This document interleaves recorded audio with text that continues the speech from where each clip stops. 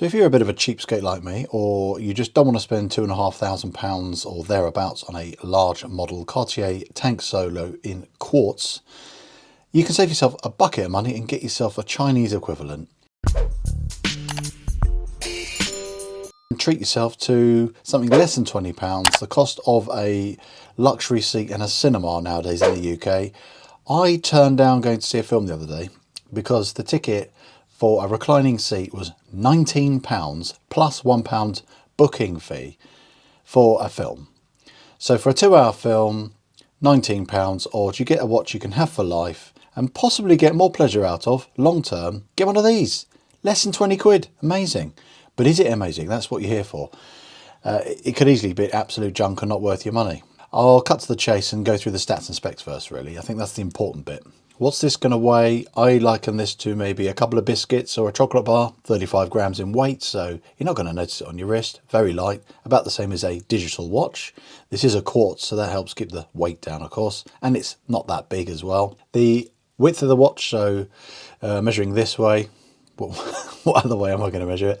27.6 mil, length 34.2, 20 mil lug width for your strap changes, nice and easy. The crown here is a very small 4.4 millimeters, and the whole height of this watch is very consistent in its thickness. Is 7.5, so it's very thin indeed, but not quite as thin as the Cartier if you were to buy that, but still very thin nonetheless. I've had watches with larger crowns than the thickness of this watch. So elegant and dinky, that's what we like. And again, the price, less than £20. That is bananas.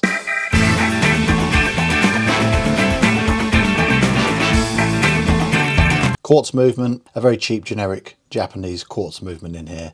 It does the job. It's actually keeping amazing time. I've had this quite a long time now. I bought this ages ago.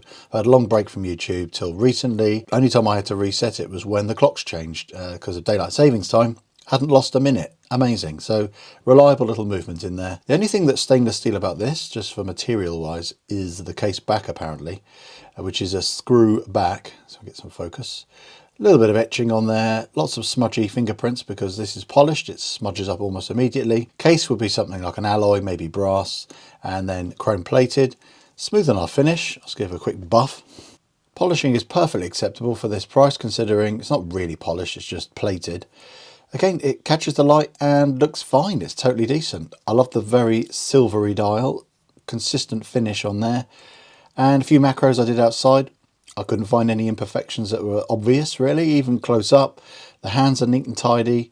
Blue effect on those.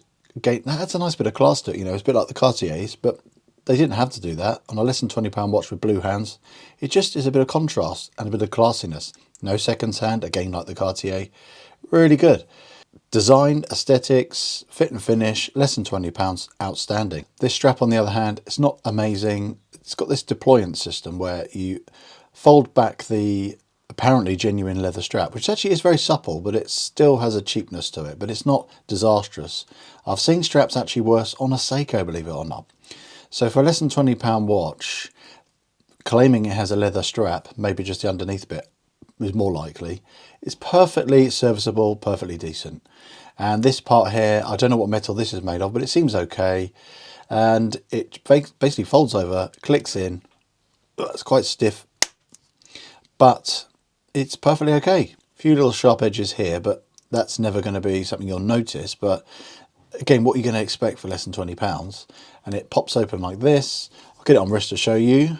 I have a 7-inch wrist, so as an average wristed man, this fits me perfectly well. But the only annoyance is if you have this part here in the middle of your wrist, obviously the watch is not central on your wrist. So when you adjust the watch to fit on your wrist, okay, this part is a bit weird. It's a bit down here and it's a little bit bulky, but it's easy enough to get on and off. But it does feel a little bit cheap, but it's cheap. What do you expect? A fake jewel in here, but it's blue, which is pretty, and it matches the blue of the hands. Really good. Mineral crystal in here. The edges are slightly beveled and decent enough finished. No rough edges. You can get on really cheap watches quite easily rough edges on glass, but there isn't any on here. The printing is very neat and tidy. There's no blotches or splodgy bits. It's tidy. It's a tidy watch. Less than £20 to be tidy and nothing alarmingly scruffy and hideous is very good indeed. And I believe this size, being a rectangular watch, they wear slightly differently to a round watch, it looks great on my wrist. I think it suits me really well. I think it's something I could wear to work, and it's just going to fit in with whatever I wear. And it doesn't look too small. It doesn't look like a lady's watch. That's why this design is so historically classic, because it works on so many different people. You get the slightly different sizes to work for different people. And the large, I think, is the sweet spot for a gentleman. If you have a massive wrist, Cartier did do an extra large, but for those of us who have average wrists and want to get yourself your affordable option, this is the only size that Sanda do, and I think it's going to work for us gents, and for ladies as well, of course, if you want to have this look. So it's almost unisex. I can't think of many downsides, to be honest, other than it is a glaringly obvious imitation, if you will, of a Cartier. It's not an absolute carbon copy of one of those watches. It's a very strong homage, but that is a very classic design. So someone may look at this and go, that's a Cartier knockoff. But to be fair, there are a lot of watches out there, a lot of companies, like Accurus, for example, they do their own version of the Cartier tank. And it looks, again, very similar to this. So you could say there are many companies out there doing their own sort of take or spin on the infamous Cartier tank, but making it far more affordable. The Accurus, as I just mentioned, that's over £100. If you don't want to even spend that for something you may only wear occasionally, this is an amazing example of something you can wear as a classic, classy, everyday office watch you're not going to worry about.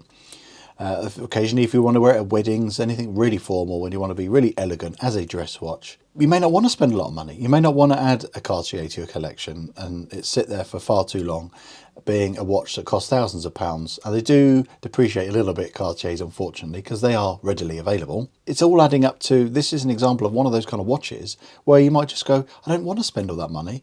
I'll see how I feel about this design, this shape and the wearability by only spending £20 and see how I get on. And if I really want to treat myself one day, go and invest in the Cartier as the example that you can treasure, knowing it's the real deal, if you will, if that's what's really important to you. Downsides really are just the strap. That's a big letdown, but it's such a cheap watch, you can easily swap this out to many different things.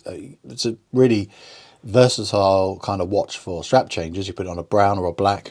You can even make it a little bit more of a casual watch if you wanted to change the strap out. Quite often straps could end up costing more than the watch itself. Part of the reason why this watch is cheap is probably because of that strap and the fact that the case is unfortunately only plated metal, but many Timexes that cost over £100 are also just plated brass, for example, and it's perfectly acceptable and serviceable for a long period of time. This is such a cheap watch, it's almost throwaway, so you can enjoy it for a few years. When the battery dies, you can either do it yourself with a mini screwdriver or just buy another one. It really doesn't matter. That's the beauty of these dirt cheap watches, just don't worry about it. Sapphire crystal being missing, not a big deal, because I don't think for the occasions you would wear this watch, you need that scratch resistance, so even that is not really a negative. No lume on here, but neither does the Cartier, because this is a dressier watch. It's simple and elegant, and if that's what you want this kind of watch for, it does it. It ticks that box. Is it worth you buying one of these? I think it's a no-brainer if you want this kind of look and don't want to spend much money.